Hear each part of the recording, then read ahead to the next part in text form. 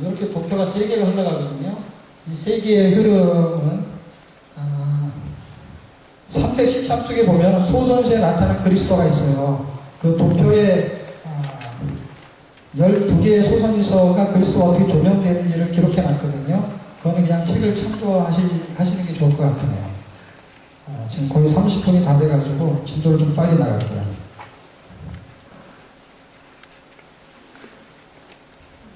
이게 우리 책에 있어요. 313쪽이요.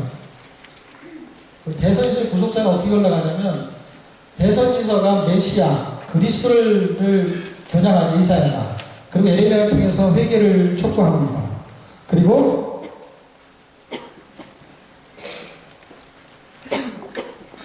에레미야에게서 하나님의 본심, 에레미야가 3장 33절에 하나님의 본심은 재앙이 아니고 미래의 소망을 주겠다는 것입니다. 그들을 포로 잡혀가게 하지만 그들에게 소망이 그리스도를 바라보게 하겠다는 것이에요. 그 스토리의 흐름이 어떻게 구원하시느냐 그러면 성령을 통해서 하나님은 구원하시겠다는 거예요. 마른 뼈와 같은 존재, 허물과 죄로 죽었던 존재를 성령을 통해서 구원하시고, 구원의 삶을 어떻게 살게 하느냐, 다니엘서에서 살게 하겠다는 거예요. 사자와 같은 세상, 불속 같은 세상에서 신앙 고백으로 살게 만드시겠다는 거예요. 그게 대선지서의 구속사입니다. 시가서의 구속사가 그 한 덩어리 5권이 구속사를 정확하게 설명하고요. 이 대선의 5권이 주제가 구속사를 정확하게 설명하고 그 한 권 안에서 또 구속사가 흘러가는 거예요. 전체의 덩어리가 흘러가는 거예요. 성경 전체에서 구속사가 흘러가면서 어떤 단위마다 구속사가 흘러가고 그 다음에 성경 안에서 또 구속사가 흘러갑니다. 그래서 처음 큰 덩어리를 먼저 이해하시면서 점진적으로 이해하시면 구속사가 그렇게 어렵지는 않을 것입니다. 우리가 아는 구속사는 굉장히 부분적이거든요.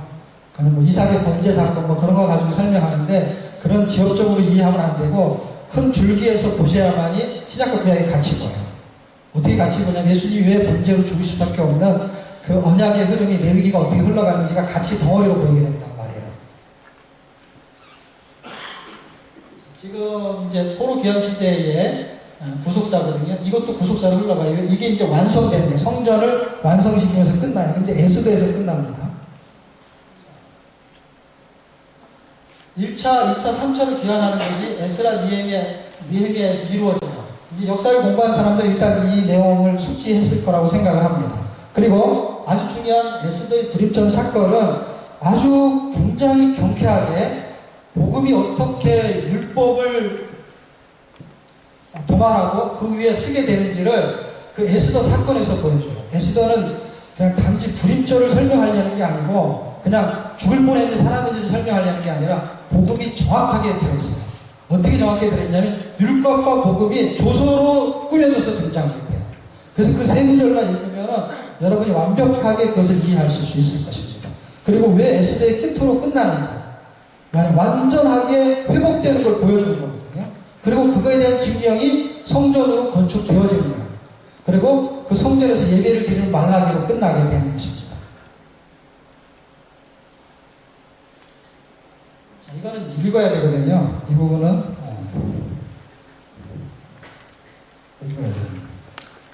읽어야 되는데, 저도 여기 보고 읽어야 될 거 없네요. 보이십니까? 같이 한번 읽어요. 시작.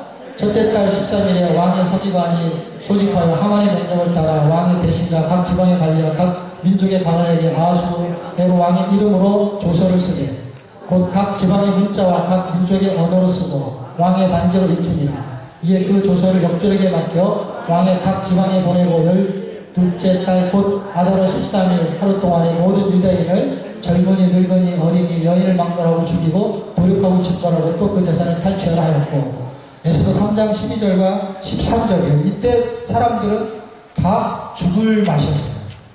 이제 날짜는 아직도 많이 남아 있어요. 그러나 이미 저 조서로 인해서 죽은 목숨이에요. 그래서 사람들이 다 죽을 것 같았어요. 그래서 죽음은 조자가 나오는 거야.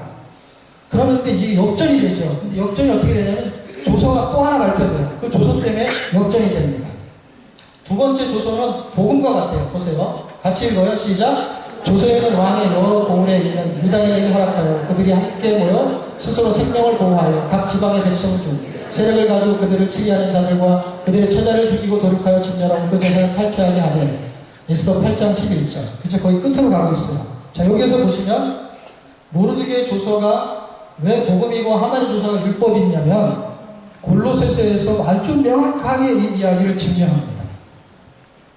하나님의 구원 역사는요, 이 조서를 왜 두 개를 쓸 수밖에 없냐면 죽으면 죽으려는 마음을 두 번 갖게 돼요. 한 번은 잔치를 배설하려고 한 번 죽으면 주라고 나타나요.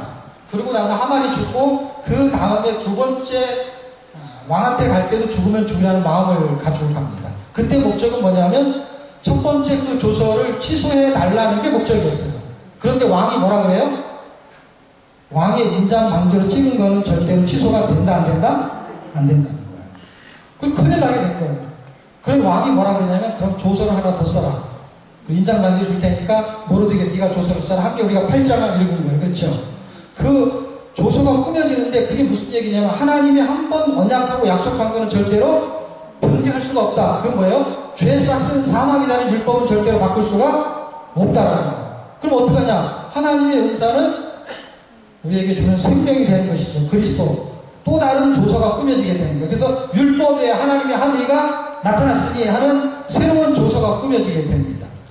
그게 복음인데 그 복음을 한번 읽어보겠습니다. 고린도서 2장인데 시작. 우리를 거슬리고 불리하게 하는 법조문으로 쓴 증서를 지우시고 제하여 버리사 십자가에 못 박으시고 통치자들과 권세들을 무력화하여 드러내어 구경거리로 삼으시고 십자가에서 그들을 이기셨느니라. 이게 에스더 사건에서 명확하게 드러났죠. 완전히 구경거리를 만들어놨어요. 이 조서가 꾸며지지 않았으면 누가 구경거리가 돼요?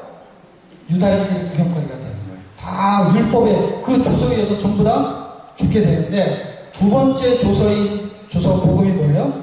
네 목숨을 네가 지켜라는 것처럼 두 번째 조서는 그리스도가 십자가에서 첫 번째 조서 율법을 무력화시켰단 말이에요.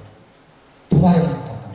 그래서 복음이 회복되어지는 것이 구약의 마지막 구속사로 끝이 나게 되는 것입니다. 자, 이제 신약의 구속사를 간단하게 설명하고 마칠게요. 여기까지 이제 구약을 그냥 훑어왔습니다. 아주 간단하게. 신약의 그 구속사는 복음과 복음의 삶인데요. 구약은 율법을 이 복음의 그림자고요. 신약은 복음서의 완성이에요. 구약은 선지서가 복음의 삶을 증거해요. 그림자로. 그리고 서신서가 여러 모양과 부분으로 그것을 증거하게 됩니다. 성경 구절이 다 있거든요. 일단은 그냥 넘어갈게요. 복음서 사도행전이 어떻게 구원을 완성하는지. 사실 이건 처음에 한번 얘기한 거거든요. 구원의 삶과 구원의 완성이 일어납니다. 성전과 어린 양 설명했죠. 그리고 요한복음 19장 3절에 다 이루었다. 완성하게 됩니다. 재림을 통해서 완전하게 드러나고 구원의 삶은 내통의 삶입니다.